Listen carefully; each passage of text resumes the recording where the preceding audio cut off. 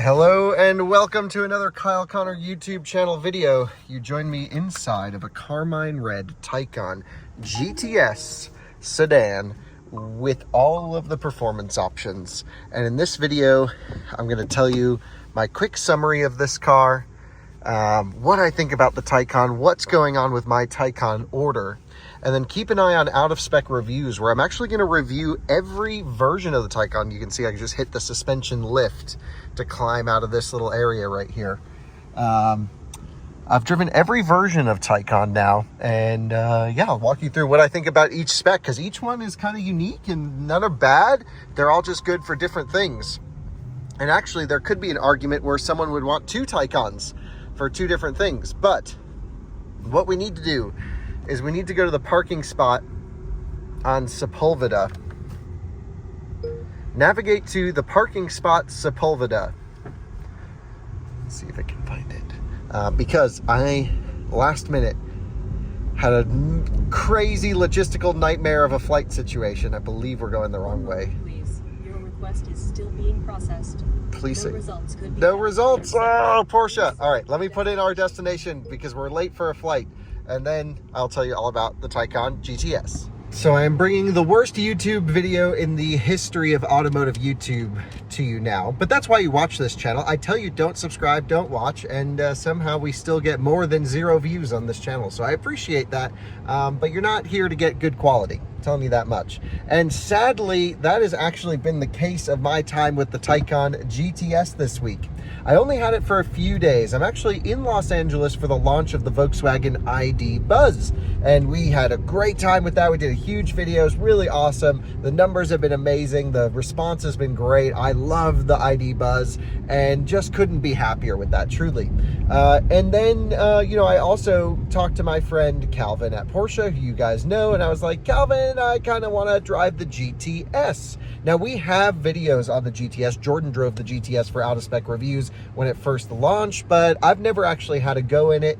And it's really, I think, maybe was my thought, the sweet spot in the Taycan lineup. And I thought, okay, I got to drive a GTS. And so this was my opportunity. It was a great way to do, you know, to experience the car. I did a lot of commuting in it. I drove around, drove journalists to the studio to look at the ID Buzz and back. I've been doing not really road trips, but a lot of driving around Los Angeles. I took it up in the canyons this morning and absolutely sent it and had a good time.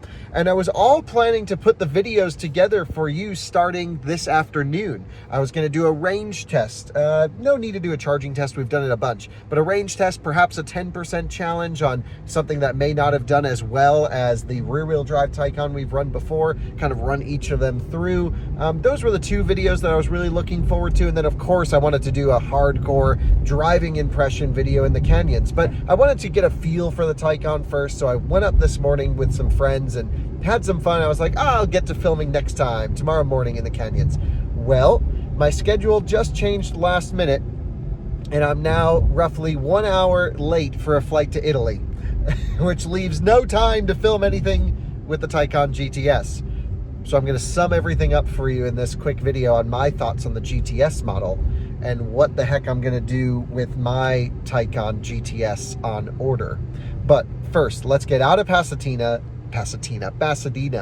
and get towards LAX and see if we can make this flight, because this is getting pretty down to the wire. So not only has this trip been down to the wire because my travel schedule is kind of crazy, I also needed my passport overnighted for this trip. I left it in Colorado. I knew I was going to Italy after this, but I kind of messed up the flights. It's all on me. So I left this at home by accident, and then I asked Alyssa to overnight it to the hotel. They never got it there, sadly. And it just got stuck in UPS jail. It was totally lost. UPS could not find it at all. So the reason I thought I was going to have a lot of time to review the Taycan GTS, which again, we've done everything possible with Taycan. I'm not sure there's many more stories we can do here that would be new and shocking, but I did just kind of want to benchmark this trim. Basically, about 2 hours ago, I got a call from UPS, and they said, this was after me offering to Venmo them $1,500 to find my passport. I was like, I will send you any amount of money that you need. Get my passport, find it in the building. That really woke them up, and they found it. I don't know what happened. They found it. So now I got my passport. I was in the canyons roughly, and I blasted straight to get my passport at the UPS center in Anaheim, which is a haul. But then I realized I forgot I left my laptop and my bag and my camera equipment up here in Pasadena at the hotel that I usually stay at, the Hilton Pasadena. And so then I absolutely have been sending the Taycan around Los Angeles, trying to pick up all the missing pieces, clean up the mess that I've created. And now we are on the final leg to drop this off and go to Italy. So that's the situation. That's why typically you'll see a lot more videos from me. Is that a Scion electric? I wish I could turn around. There was a very small amount of Scion IQ electrics that were sold, and that almost appears to be one of them. Oh, that's a weird EV I want to own. There's one for sale, but the guy wants way too much money for it. We're on the final leg. Not getting as much content as I want with the GTS Sedan, but I'll at least tell you my impressions. No instrumented testing, no numbers for you out of this time with this vehicle, but I kind of really like it a lot, and it's fast as hell in the canyons. So I'll give you my driving impressions here when we jump on the highway, tell you everything you need to know about the GTS, which one I recommend if you're a driving enthusiast like me, and then I'll end the video by telling you where the heck is my Taycan and what am I doing with that, because you ask quite a bit. Well, it looks like I will just make the flight, so let's rip it. I have the Taycan charged up pretty high right now, about 67% state of charge. Battery's good. I've configured all of my individual settings to be suspension dumped all the way out, but then the dampers backed all the way off. And so it looks good, but it's actually not that bumpy. So many changes for GTS. So many thoughts on how this thing drives. So let's run through those as we sit in this traffic jam here on the 405 heading to LAX. And typical Infiniti owner things going on here. Full brakes. Nice. Ooh, that is gorgeous. All right, so here's the quick take on my time with the Porsche Taycan GTS Sedan. A lot of these opinions, by the way, will be based around the particular specification of this car, which is sort of optioned to be like a, instrumented test car, if you will. It's got all the performance bits and then not really many of the comfort stuff at all. So I believe we're on 14-way seats. We could have the 18s, but either way, the seats are, that's all the same Taycan on Taycan. Let's focus on the performance stuff. The GTS sits in between the 4S and the turbo, but it actually takes the turbo drivetrain and detunes it rather than juicing up the 4S drivetrain. What that means is thermal longevity in this is noticeably better than turbo and turbo S. I was able to heat this thing up a little bit in the canyons. I mean, I got it up almost to the red when I was really romping on it, but a Taycan 4S or Turbo S would have been, if I was driving it in the same style, would have been in the red and limiting power already. So I can tell that if you're going out for canyon drives, track days, this is not the fastest version of the Taycan, but it is the one that seems like you can have the most fun for the longest period of time. And for me, that really matters. As a basis of comparison, I went up with two of my friends, both who had Model 3 performances. Their batteries were in the red on the screen. I was following them on the way up. Granted, this car's a lot more capable, so I was just kind of cruising gently. I thought they were really ripping it, but this was just easy la-di-da keeping up with them. And their cars were in the red, overheating, which Model 3 has great thermal management, by the way. And this car was just like a tick over normal. So huge thermal longevity in the GTS. That's the big story. The suspension too, optioned with PDCC, so it kind of bumps up in the corners and it has sort of the stabilization effect, so you don't get much roll, is really better tuned in this than the other cars. The other cars feel a bit artificial. This feels like it's totally honed for a back road blast. I have almost zero complaints about suspension, except there is a small amount of front end deflection, especially when you hit bumps, that feels a little bit awkward under larger bumps when you're fully loaded up. Now, a lot of that is just because in Sport Plus, you're dumped all the way out, the dampers are up, and it's just like, there's actually not much more can do when you're maxed out. But you do hit a limit. And if you're on a bumpy road, you definitely want to back the suspension down and maybe raise it up one notch rather than low. You can go to lowered, and that will allow the car to work a little bit more, because when you're fully maxed out and you hit a bump, there are some bushings up front that I can feel move around, and I'm like, okay, well, a GT3 wouldn't have that. So I still think there's room for a harder core Taycan, like a Taycan GT.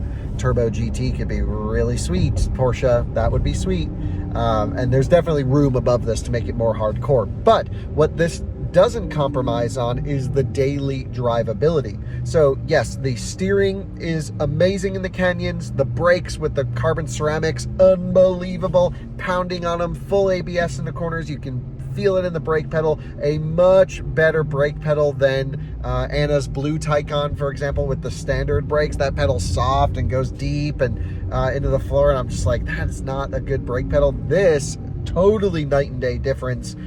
Gets on the anchors really great every time. So very impressed with that. Let's talk daily driving though. This doesn't seem to be any compromise over a standard Taycan for daily driving.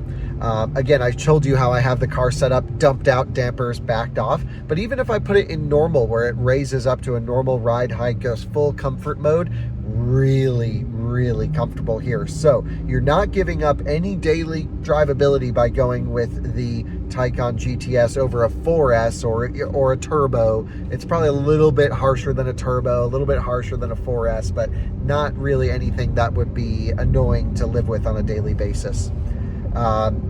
So it kind of seems like the perfect spec Taycan, right? You get 270 kilowatt charging, great charging curve, plug-in charge has worked every single time for me. The charging network, yeah, I wish it used the Tesla plug, but Tesla plugs don't support high voltage yet, so it's still some ways away from using that.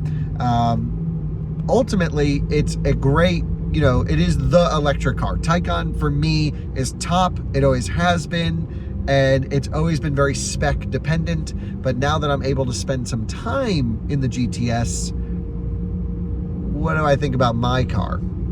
So some of you may know I have a deposit on an allocation at my local Porsche dealer for their next Porsche Taycan GTS Sport Turismo order.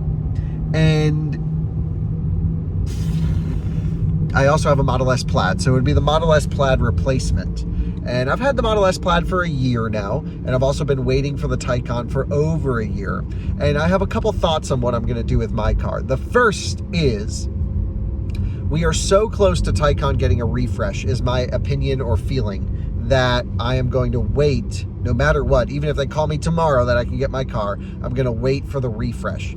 Because the Taycan is such an important car to me, because I've done so much with it, and we've, I think, sort of helped tell the story of the car. It has a special place in out of specs world. The Taycan was really instrumental to our growth over the last number of years, doing cannonballs with it, range testing, charging testing, really showing this car really helped us prove that numbers on paper are not the end-all be-all of a car. A lot of our testing procedures are better than traditional metrics that an automaker would give you, and the Taycan, this was the key of it. It had terrible EPA range, it was really expensive, and on paper it had a garbage charging network that it was partnered with. And we've shown that you can rip this thing across the country. It goes way farther than what it says on a charge, and it's one of those cars that just has a special place for us.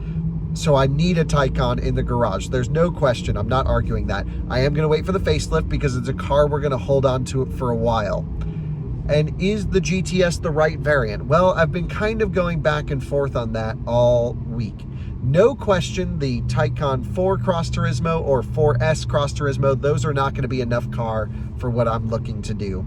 I feel like I really appreciate a high-performance vehicle. I would like to have a high-performance vehicle, and especially up in the canyons, I want something fast that can rip without really any major problems. The turbo Cross Turismo is actually, interestingly, just my impression, a little bit softer than you would expect. It's tuned down. It's like the highway cruiser. And I've taken a Taycan Cross Turismo and Sport Turismo Turbo on road trips all around Europe, and that is the perfect road tripping car. You get a high top speed, big power, soft suspension, and just covers distance like crazy. But that's not actually really what I would be looking for in a Taycan. I really think the perfect Taycan is a Turbo S Sport Turismo, which we can't get in the US. So it would be a Turbo S Cross Turismo. And right now it's really between Taycan GTS Sport Turismo or Taycan Turbo S Cross Turismo. And I also think part of this comes up with a new used equation. A new Taycan GTS Sport Turismo, it's a lot of money, but I can swing it.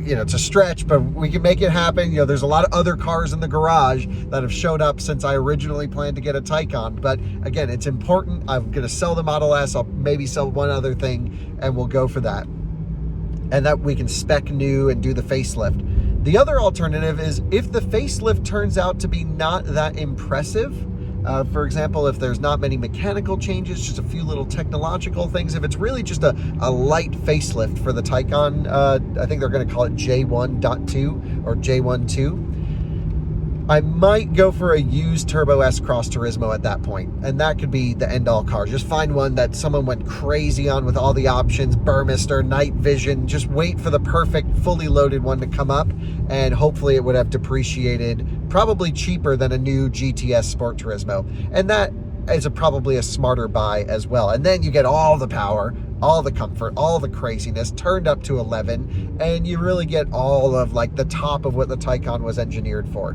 So I feel like if you're buying new, you have to be somewhat sensible. GTS, no question, is the sweet spot. I actually think it's slightly lacking on the power. I know it's not up in the canyons, actually. You can use full power up in the canyons and it feels fast and it's perfectly tuned. But like just for like launching away from stoplights and stuff, and I don't know, I feel like it needs, I'm spoiled with the Plaid, but I feel like it doesn't have the wow factor of the acceleration that I'd be looking for.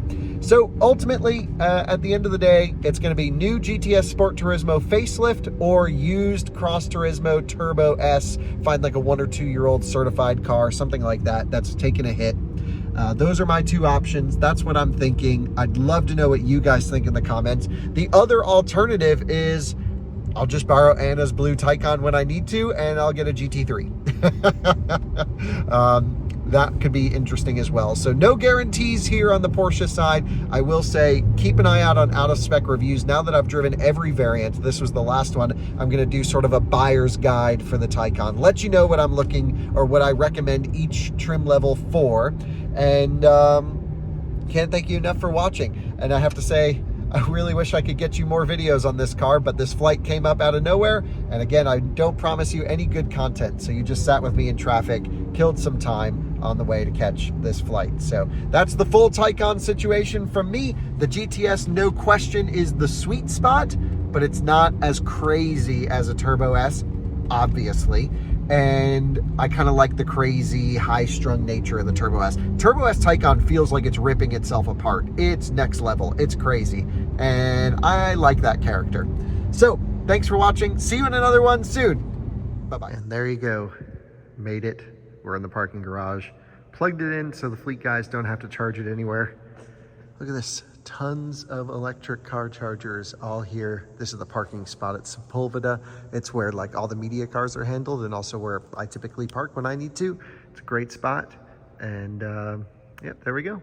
Park the Taycan right next to the little pole, so hopefully no one will hit it.